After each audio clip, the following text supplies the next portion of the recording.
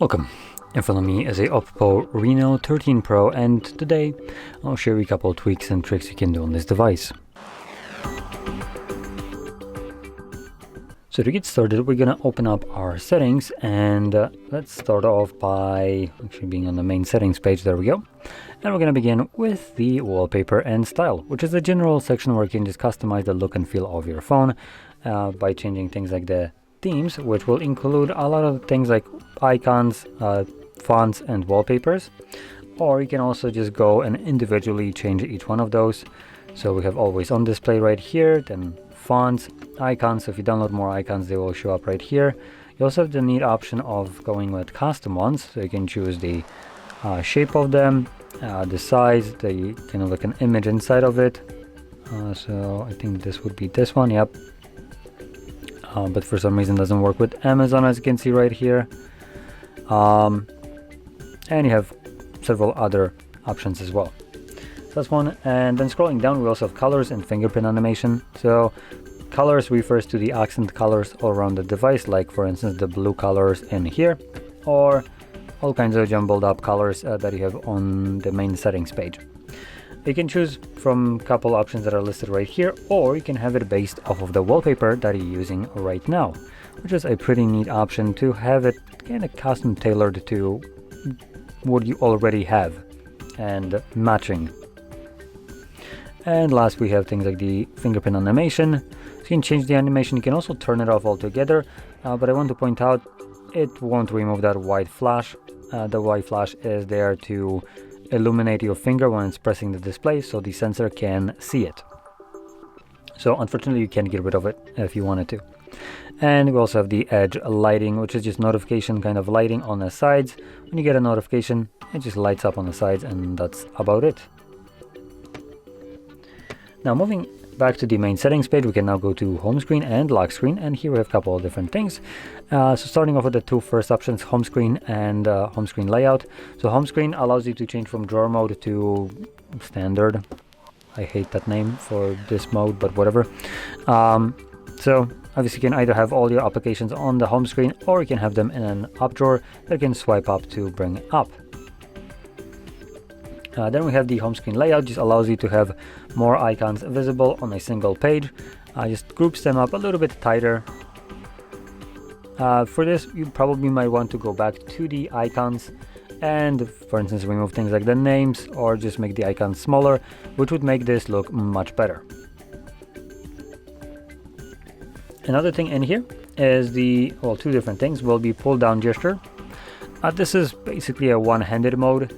I just wanted to kind of point it out. If you like one-handed mode, this is the one that you have right here. I don't like this execution, and the reason for that is this kind of hold icon and swipe up on it or whatever just doesn't always work for me, and 7 out of 10 times I will just not activate it, and then I will always activate it when I don't want it. So I genuinely dislike this option, but maybe you have some kind of magical touch and you can manage to get it to work every time, or maybe I'm just doing it wrong. I have the option right here. And last one, which I do really like, is the swipe down on home screen, and by default it's global search, but we have also option like shelf or notification and quick settings. I'm gonna go with the notification and quick settings. Now whenever you swipe down on your home screen from whatever point, you can now always bring down your notifications and toggles.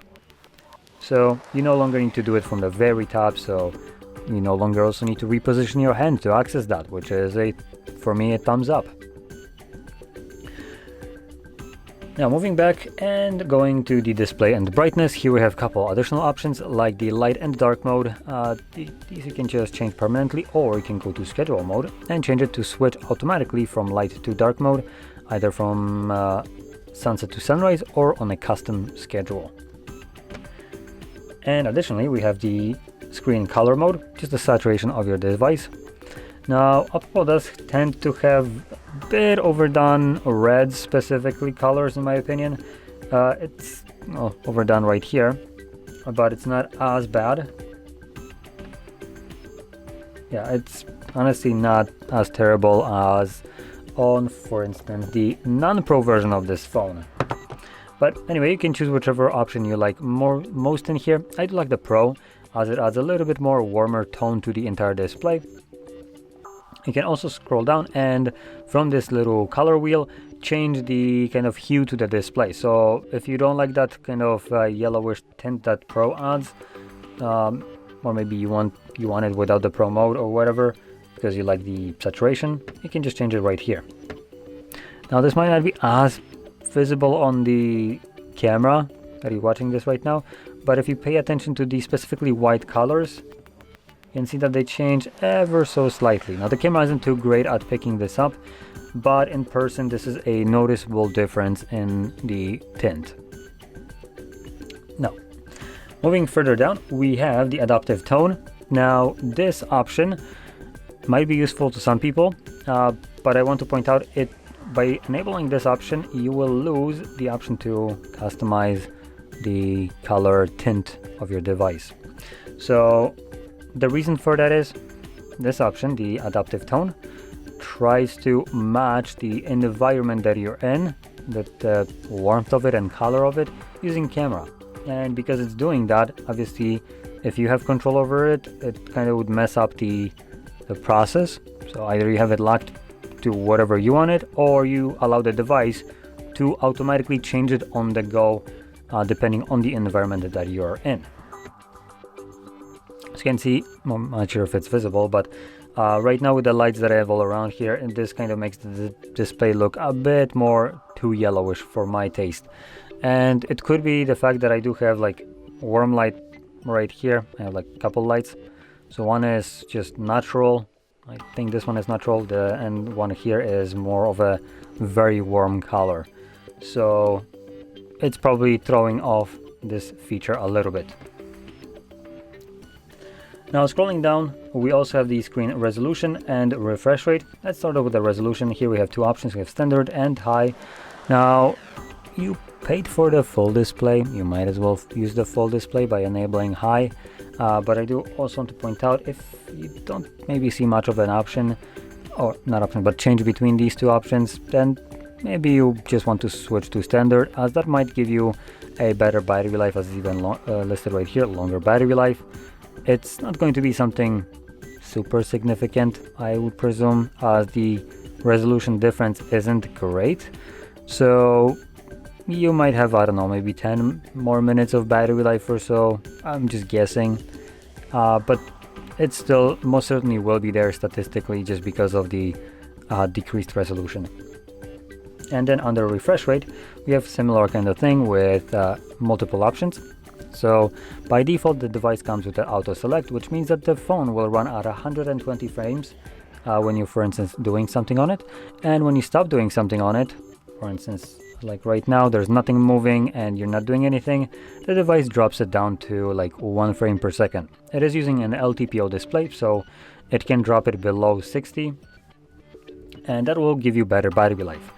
Now we also have the standard option, which a maximum refresh rate of 60 to conserve battery. This option might be better if you don't see much of a difference with auto select. So if you have this selected and you're scrolling up and down and this doesn't look too much different than this to you, then I would probably recommend going with the standard. This will give you better battery life at the sacrifice of additional frames per second. And if you don't even know what that is, imagine, or you don't even need to imagine, we have actually animation right here that shows you kind of like a side-by-side difference between the high smooth animation of 120 frames per second and 60. So you're getting half the frames in the same motion, and you can kind of see it skip because of that, because it's lacking this additional frames. This is kind of like severely overdone to accentuate this difference. So it's obviously not going to be as bad as you can see right here, or I can just show it right here. You can see it's nowhere near that.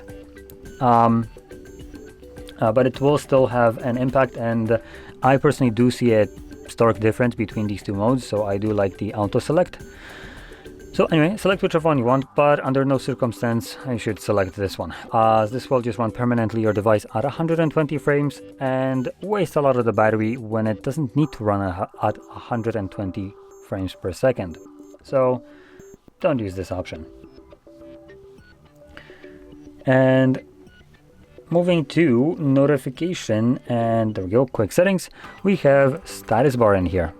Now in this option you can, or in this section, you can change, for instance, your battery style. So you have a couple options like horizontal, vertical, loop, and don't show. I want to point out that only the horizontal will have the percentage inside of the battery. Every other option will have it outside, and you can turn it off. And then we also have all the toggles right here that you can turn off from showing up in here. So if you find this to be a little bit too cluttered, you can just basically toggle off most of those, not all, but decent amount of them to just make it look a little bit cleaner. And we also have the notification icons right here, which allows you to switch from showing the icons itself to maybe just a number, which would compound it how many notifications you have in total, or just not show them in here at all. Now this is only going to change the look of this area right here with the notifications. If you swipe down, you still have your notifications visible in here. So there we go. Now this sums up all the tweaks and tricks I want to show you. So if you found this very helpful, don't forget to hit like, subscribe, and thanks for watching.